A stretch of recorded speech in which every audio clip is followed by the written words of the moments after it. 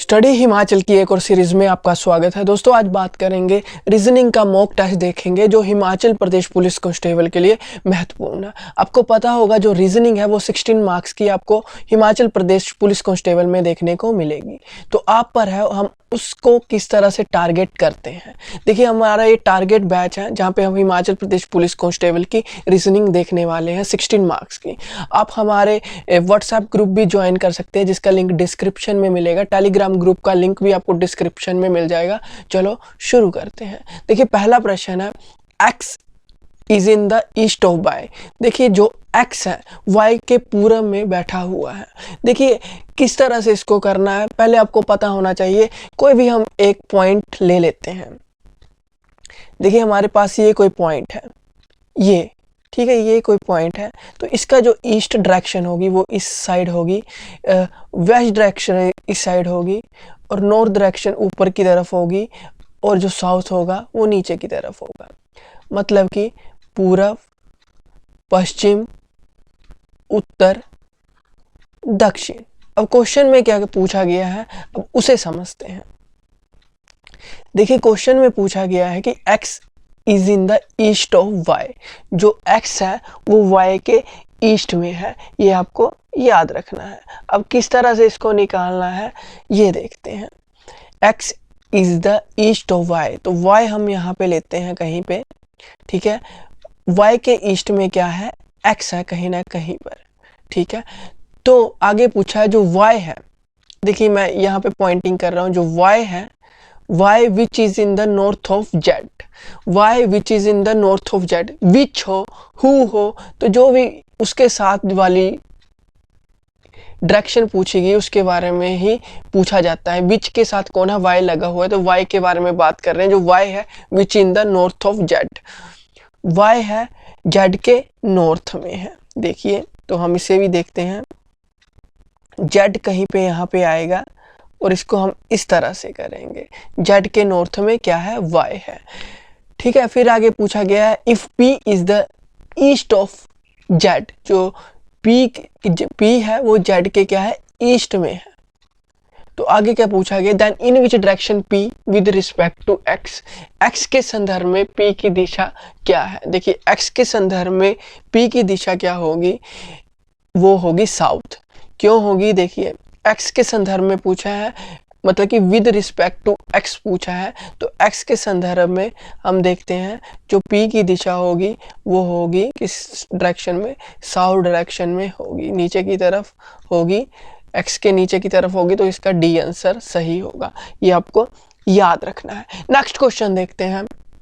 Next है कि a man starts from his house and walks straight for a 10 metre toward north. देखिए बहुत question important है। देखिए मैन है वो क्या कर रहा है, अपने घर से चल रहा है, वो कर रहा है और क्या 10 मीटर चल रहा है नॉर्थ डायरेक्शन की ओर, फिर उसको लेफ्ट टर्न भी लेता है। पहले इतना जो पहली लाइन लिखी हुई है उसको हम सोल्यूशन करते हैं। जो ये पहली लाइन लिखी हुई है इसका हम सोल्यूशन निकालने की कोशिश करते हैं, सिर्फ ये पहली लाइन। देखिए किस तरह से ये क्वेश्चन होगा इसे समझते हैं। देखिए मैन ने स्टार्ट किया कहाँ से, अपने घर से। ये हाउस है मैन का कहीं, उसने अपने घर से चलना स्टार्ट किया, वॉक करना शुरू किया और 10 मीटर तक चला नॉर्थ डायरेक्शन की ओर, ठीक है। 10 मीटर चला नॉर्थ डायरेक्शन की ओर। फिर क्या हुआ, उसने लेफ्ट टर्न लिया। जब नॉर्थ डायरेक्शन की ओर चल रहा है तो उसका लेफ्ट इस साइड होगा, राइट इस साइड होगा। फिर क्या किया उसने, वो चला कितने मीटर लेफ्ट डायरेक्शन की ओर वॉक की उसने, कितना 25 मीटर फिर से चला। फिर क्या किया उसने, फिर से राइट टर्न लिया, ये इसका लेफ्ट हुआ, ये राइट हुआ और राइट टर्न लिया, ऊपर की तरफ किया और उसने 5 मीटर और वॉक की। फिर क्या किया, फिर से उसने टर्न लिया राइट, इसका लेफ्ट और राइट, ये है जो ये राइट टर्न फिर से ले रहा है और 25 मीटर फिर से वॉक करता है और यहाँ पे रुक जाता है। 25 मीटर वॉक करके यहाँ पे रुक जाता है। तो पूछ रहा है which direction is he facing now. देखिए अब वो किस दिशा की ओर मुख करके खड़ा है, तो जो वो उसने अपना फेस किया हुआ है अब ईस्ट डायरेक्शन की ओर खड़ा है, क्योंकि जो पर्सन है कहाँ पे पहुंच गया है, जो पर्सन है वो आपको देखिए, जो पर्सन है यहाँ पे पहुंच गया है, ठीक है। और उसका जो डायरेक्शन हुई इस साइड है, तो मतलब कि ईस्ट की ओर उसे देख रहा है, तो इसका आंसर क्या होगा, ईस्ट आंसर होगा, ए इसका आंसर होगा। नेक्स्ट क्वेश्चन देखते हैं। देखिए आर एस क्या पूछा है, a series is given with one term missing. देखिए एक टर्म मिसिंग है, select the correct alternative from the given one that will complete the series. देखिए इस सीरीज को कंप्लीट करना है, जो क्वेश्चन मार्क दिया है वहां पे क्या आएगा ये हमें बताना है। देखिए इस क्वेश्चन को करने के लिए बहुत ही ईजी वे हम देखेंगे। देखिए हुआ क्या है, आप देख रहे होंगे क्वेश्चन में ध्यान से देखिए। अब हमें क्वेश्चन मार्क का पता तो है नहीं, ठीक है, ये चीज का पता नहीं है, तो हम पहले आर और एस में डिफरेंस देखते हैं, कितने का गैप आ रहा है। देखिए आर, देखिए आर और एस की बात करें तो उसमें जो गैप आएगा, देखिए आर और एस में जो गैप आ रहा है वो कितने का गैप आ रहा है, एक का गैप आ रहा है। क्योंकि देखिए आर अल्फाबेटिकल की बात करें, पी क्यू आर, आर के बाद क्या आता है, एस आता है, तो एक का गैप है। अब क्वेश्चन मार्क को हम छोड़ देते हैं क्योंकि यहाँ पे हम सोल्यूशन नहीं कर सकते, हमें पता नहीं है। बी और सी में कितना गैप आता है हम पहले ये देख लेते हैं, एक का गैप आ रहा है। वैसे जी और एच में कितने का गैप आ रहा है, एक का गैप आ रहा है। जी के बाद एच ही आता है अल्फाबेटिकल ऑर्डर के बाद। अब देखते हैं, अब हमें फिर से यहाँ पे हमें दो वैल्यू लेके आनी है, अभी हमें कुछ पता नहीं है, तो हम देखते हैं क्या देखेंगे। अब सी और जी के बीच में गैप देख लेते हैं, सी और जी के बीच में गैप, क्योंकि हमें दो वैल्यू लेके आनी है, अभी हमें कुछ पता नहीं है। जो मतलब कि यहाँ पे जो वैल्यू आएगी दो, ठीक है, यहाँ पे जो दो वैल्यू आएगी, दो अल्फाबेट आएंगे, उसमें जो बीच में गैप है ये तो हमें पता चल गया कि एक का आना चाहिए, बट हमें पता नहीं वैल्यू कौन सी आनी चाहिए। तो मतलब कि सी और जी के बीच में जो गैप कितना है, C A B C D E F G, चार का गैप है, ये याद रखना है। तो चार का गैप है, तो मतलब कि हमें जो एस और जो क्वेश्चन मार्क पे वैल्यू लेके आनी है, ठीक है, उसमें भी कितने का गैप चाहिए होगा, चार का गैप चाहिए होगा। तो एस का प्लस चार करेंगे कि कितना आएगा, टी यू वी डब्ल्यू आएगा। तो यहाँ पे एक वैल्यू हमें डब्ल्यू मिल गई। तो अगली वैल्यू के चाहे, आपको पता है जो इनमें जो गैप है, एक का गैप है, देखिए आर और एस में एक का गैप है, बी और सी में एक का गैप है, जी और एच में एक का गैप है। मतलब डब्ल्यू के बाद जो नेक्स्ट वैल्यू मिलेगी एक के गैप चाहिए हमें, तो प्लस वन करेंगे तो क्या मिलेगा, एक्स मिलेगा। इस तरह से सीरीज सॉल्व होगी और इसका जो आंसर होगा ए इसका आंसर होगा। नेक्स्ट क्वेश्चन देखते हैं। देखिए इसमें क्या बताया गया है, select the option that is related to the third number in the same way as the second number related to first number. जो सेकंड नंबर है, देखिए इसको हम समझते हैं, ये पहला नंबर है, ये सेकंड नंबर है, ये थर्ड नंबर है, ये फोर्थ नंबर है। प्रोपोर्शन का क्वेश्चन है। देखिए इसमें क्या पूछा गया है, जो सेकंड नंबर है, ठीक है, जो 67 है वो फर्स्ट नंबर के रिलेटेड है, पर हमें नहीं पता कैसे है। जो फोर्थ नंबर है, जो क्वेश्चन मार्क है, ठीक है, वो सिक्स्थ नंबर के रिलेटेड है, पर क्वेश्चन मार्क है, हमें नहीं पता कैसे रिलेट इसे करना है, अभी तक तो नहीं है पता। तो देखते हैं इसे रिलेट किस तरह से करना है, चलो देखते हैं। देखिए समझते हैं इस क्वेश्चन को। 3:7 और 6 का रेशो क्वेश्चन मार्क है। देखिए इसे किस तरह से करना है हम देखते हैं। यहाँ पे मैं करने वाला हूँ इस क्वेश्चन को 3:67 6 क्वेश्चन मार्क। अब इन दोनों की वैल्यू को हमने ढूंढना है, ये कैसे बनी हुई है। देखिए ये 67 है, कहीं ना कहीं इसके नज़दीक कोई स्क्वायर रूट आता है, वो है 4 का स्क्वायर रूट आता है। 67 के जो नज़दीक है 4 का स्क्वायर रूट आता है, तो हम सोचते हैं इससे कोई स्क्वायर रूट बनता है। हम सोच के स्टेप 1 लेके चलते हैं। देखिए स्टेप 1 लेके चलते हैं, किस तरह से बनेगा स्क्वायर रूट। जब 3 की वैल्यू है इसको इस तरह से लिखना है, +1 करेंगे, ठीक है, तो हमारे पास क्या बन के आएगा 4। 4 का जब हम स्क्वायर रूट करेंगे, क्यूब रूट करेंगे सॉरी, तो हमारे पास आएगा 64 आएगा। उसमें फिर से ये जो है इसमें फिर से +3 कर देने हैं, तो हमारे पास 67 बन के आता है। अब देखते हैं ये भी कंप्लीट होती है इसी तरह से सीरीज। देखिए क्या स्टेप सेकंड देखते हैं। जब हम 6 में +1 करेंगे तो हमारे पास 7 आता है। 7 का क्यूब रूट होता है वो होता है 3 4। 3 4 कितना होता है? 7 का क्यूब रूट क्या होता है आपको पता होगा, 3 4 3। फिर से हम इसमें +6 करेंगे, ठीक है, तो हमारे पास जो वैल्यू बनती है मिलती है वो मिलती है 3 4 9। तो इसका जो आंसर होगा ए इसका सही आंसर होगा। इसी तरह से क्वेश्चन होना था। नेक्स्ट क्वेश्चन देखते हैं, इंपॉर्टेंट है, देखिए आपको आने चाहिए तभी आपका एग्जाम क्लियर होगा। देखिए हिमाचल प्रदेश पुलिस कांस्टेबल के रिगार्डिंग हमने एक कोर्स लॉन्च किया है, 599 रुपीज़ का कोर्स है, जहाँ पे आपको टेस्ट सीरीज भी मिलेगी और जो उसका सोल्यूशन होगा मैथ रीजनिंग डिटेल्स में सोल्यूशन होगा, मैथ रीजनिंग की बुक भी मिलेगी, जीके के नोट्स मिलेंगे, एचपी करंट अफेयर मिलेगा। देखिए हमने जियोग्राफी, पॉलिटी, हिस्ट्री, जो भी साइंस के क्वेश्चन, बायोलॉजी हो, केमिस्ट्री हो, फिजिक्स हो, उनके सभी इंपॉर्टेंट क्वेश्चन बनाए हुए हैं, ठीक है। जो भी इंपॉर्टेंट है, लेटेस्ट पैटर्न नोट्स हैं। आप ज्वाइन करना चाहते हैं ये कोर्स तो आप ज्वाइन कर सकते हैं। क्विजेज भी आपको लिंक मिलेंगे, जहाँ पे लगभग आपको 200 क्विजेज मिलेंगी और उसमें कम से कम भी 2 से 3 हज़ार क्वेश्चन है एमसीक्यू सीरीज़ के। तो आप ज्वाइन करना चाहते हैं इस कोर्स को, आप ज्वाइन कर सकते हैं, अभी भी टाइम है, हमारी टीम से बात कर सकते हैं। कोर्स अभी 1 दिन हुआ है लॉन्च हुए, आप ज्वाइन करना चाहते हैं कर सकते हैं। और वीकली सभी स्टूडेंट के बीच में टेस्ट होता है, आप एनालाइज कर सकते हैं अपने आप को। नेक्स्ट क्वेश्चन है, if A means subtraction, if A means subtraction, B means division. देखिए क्या क्वेश्चन है, यहाँ पे मैं लिखता हूँ इस क्वेश्चन को, पहले क्वेश्चन समझ लेते हैं। देखिए 294 बी 6 ए 30 सी 31 डी और 4, इस तरह से ये क्वेश्चन और क्वेश्चन मार्क दिया है। बोला है कि a मीन्स सब्ट्रैक्शन, जो a है, ठीक है, इसे माइनस बोला गया है।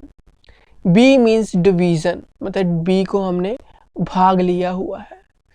और c मीन्स एडिशन, जो c है ये जो c है इसको प्लस बोला गया है।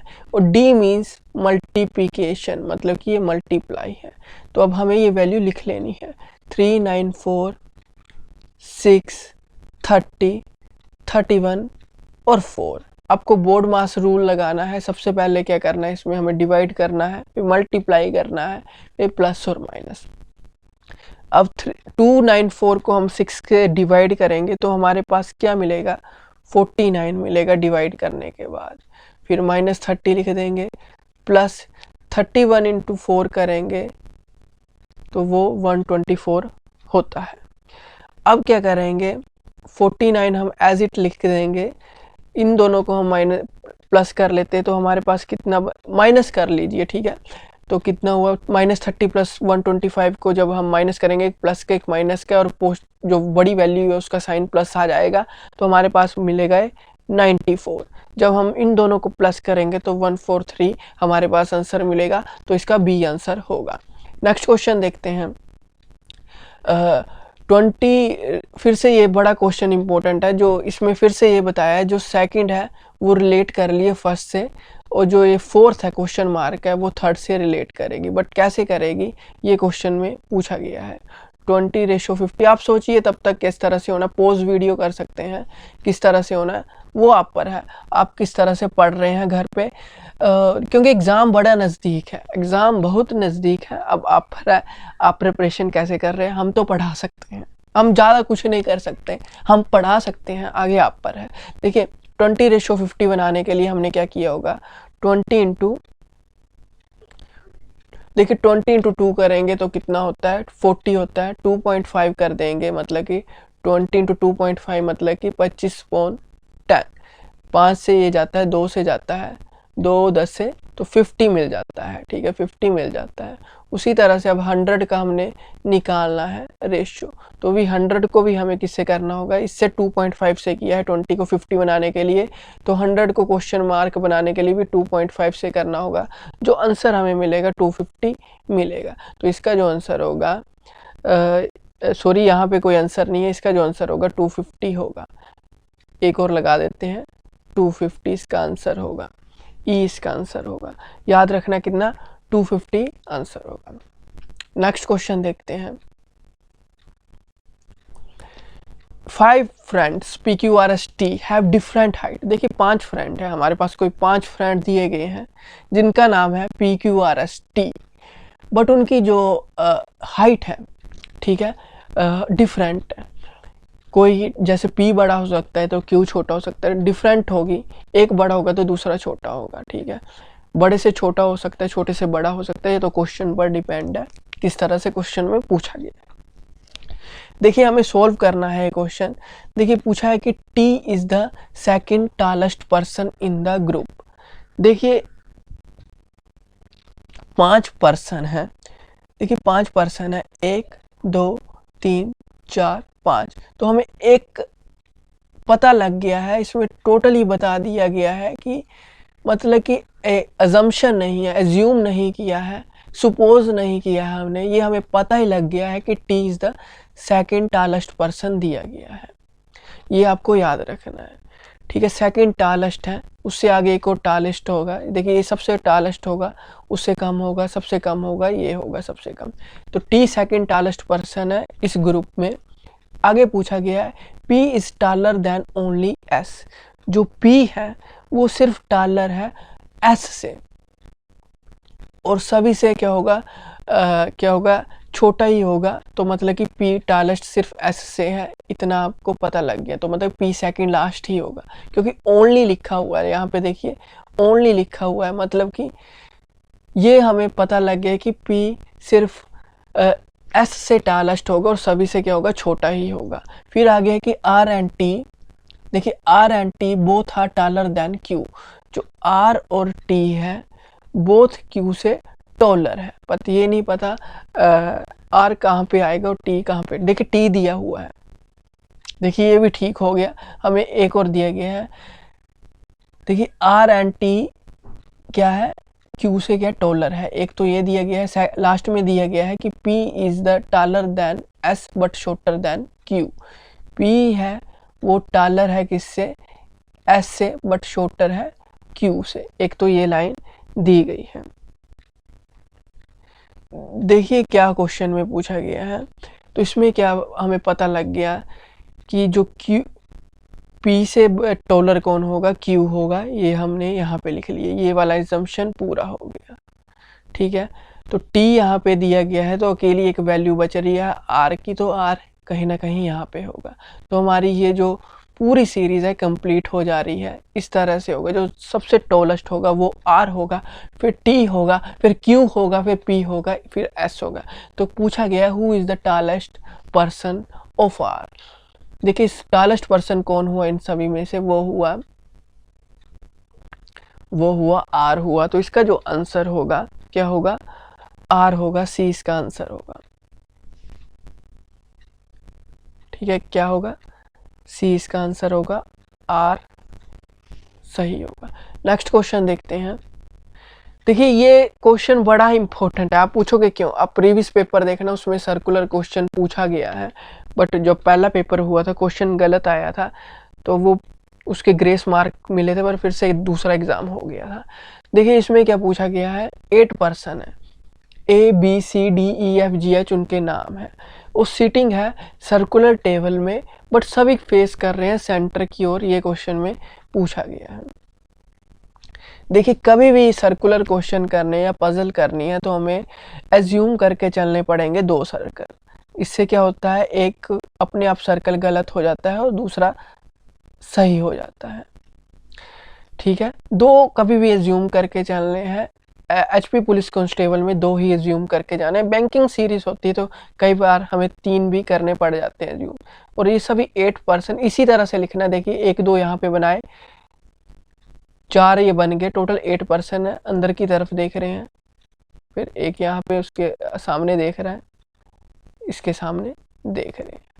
इसी तरह से यहाँ पे भी 1 2 3 4 6 7 8। अब इनके लेफ्ट राइट इस तरफ है, लेफ्ट राइट, ठीक है, ये तो आपको पता ही है, लेफ्ट राइट। उसी तरह से सभी के लेफ्ट राइट ऐसे हैं, ठीक है। ये आपको पता होगा क्योंकि किस तरह से लेफ्ट राइट देखते हैं। अब पहला देखते हैं, पहले में पूछा गया है, ये वाली लाइन पढ़ रहा हूं मैं, B is the second to the right of A. देखिए ए के राइट सेकंड में क्या है, बी है, ठीक है, ए के राइट साइड में क्या है, बी है, मतलब कि B is the second to the right of A, ये हमें पता लग गया। ए के राइट सेकंड में बी है। आगे पे पूछा गया है B is to the immediate left of H. H के लेफ्ट में इमीडिएट क्या है, बी है, तो बी ये है, और एच के लेफ्ट में इमीडिएट क्या है, बी है, एच के लेफ्ट में इमीडिएट बी है, ये भी हमें पता लग गया। D is second to the right of B, D is the second, third value देख रहे हैं, ये वाली हम देख रहे हैं, D is the second to the right of B. देखिए कलर चेंज कर लेता हूँ मैं थोड़ा सा, आप पजल ना हो जाए। पूछा है कि थर्ड की बारे, D is to the second to the right of B, B के राइट सेकंड में क्या है, देखिए ये बी का लेफ्ट है, ये राइट है, बी के राइट सेकंड में क्या है, डी है। यहाँ पे भी लिख लेते हैं लेफ्ट राइट, बी के राइट सेकंड में डी है। आगे है F is the fourth to the left of H, F is the fourth to the left of H.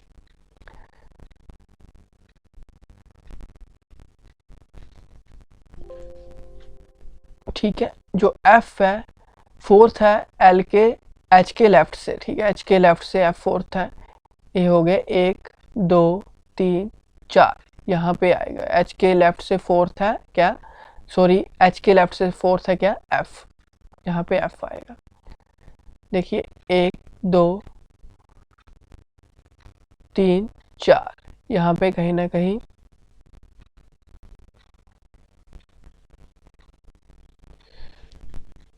ठीक है, एफ सॉरी यहाँ पे आएगा, यहाँ पे नहीं आएगा, ये फोर्थ ये हो रहा है, एफ यहाँ पे आएगा 1 2 1 2 3, ठीक है, एफ यहाँ पे आएगा। आगे लास्ट देखते हैं, C is an immediate neighbour of D, C is an immediate neighbour of D, तो डी के इमीडिएट नेबर कौन है, सी है। तो लास्ट क्या बचा, E is not an immediate neighbour of A, E immediate neighbour नहीं है ए के, तो ई यहाँ पे नहीं आएगा, ठीक है, ए के इमीडिएट नेबर नहीं है ई, तो ए के इमीडिएट नेबर नहीं, तो ई कहाँ पे आएगा, फिर ये जगह खाली बच रही है तो यहाँ पे आएगा, तो जो लास्ट बचा वो जी यहाँ पे आ जाएगा, ठीक है, जी यहाँ पे आ जाएगा। इस तरह से ये सीरीज कंप्लीट होगी, दोनों सही है, दोनों में कोई गलती नहीं आई, सेम ही है दोनों। तो जो क्वेश्चन पूछा गया, who is sitting to the third to the left of G, G के लेफ्ट थर्ड में कौन है, वो है डी, इसका आंसर होगा डी, क्या होगा, जो लेफ्ट थर्ड में है वो है डी। सॉरी दोस्तों, जो क्या पूछा, who is sitting to the third to the left of जी।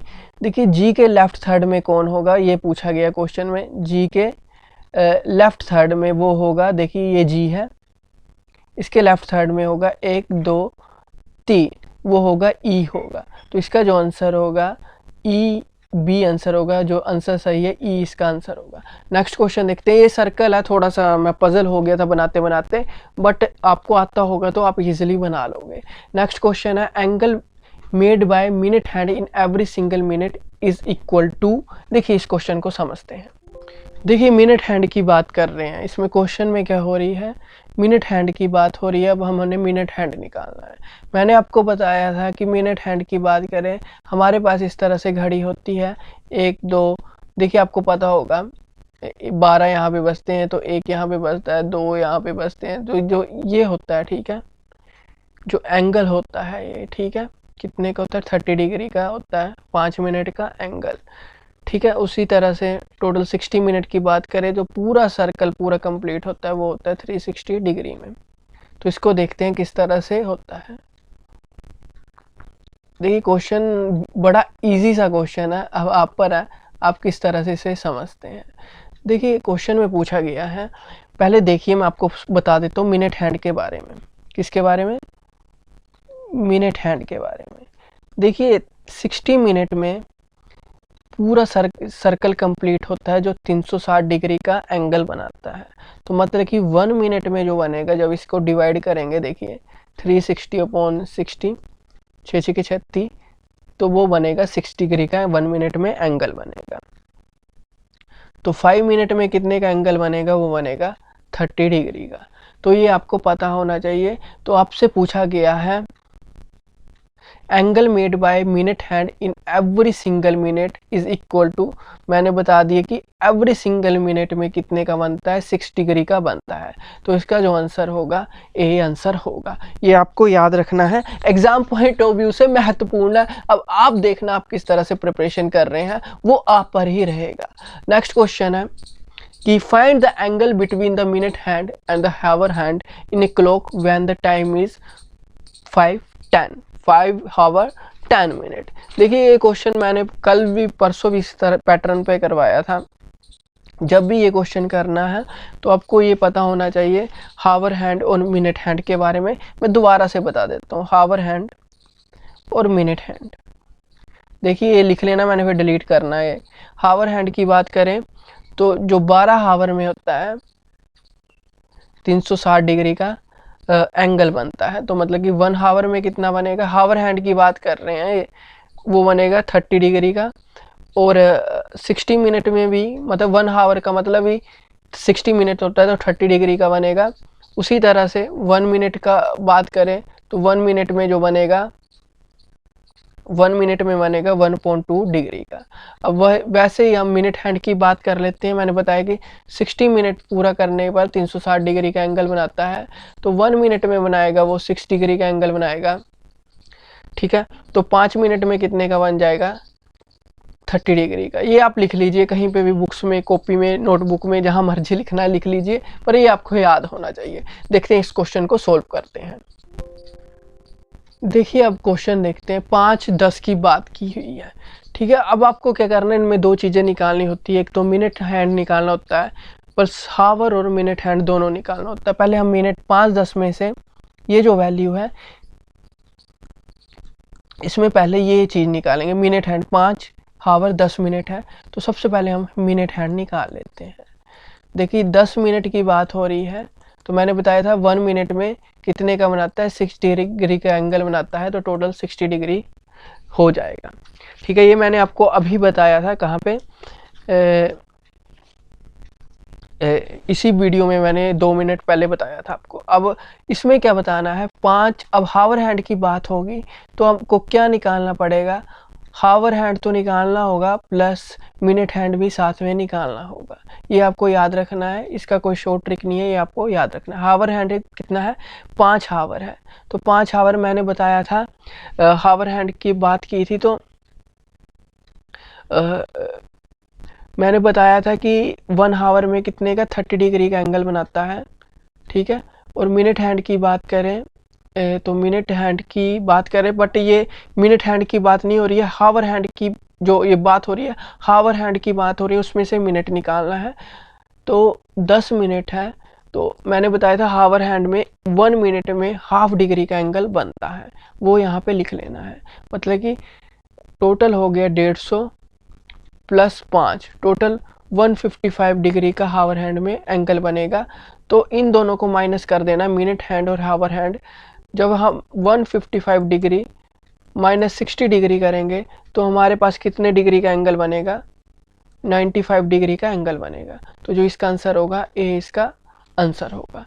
ये आपको याद रखना है। नेक्स्ट क्वेश्चन देखते हैं। A is not elder to D, A is elder to C, C is not elder to A, B is not elder to C, who is the eldest? ये कैसा question है।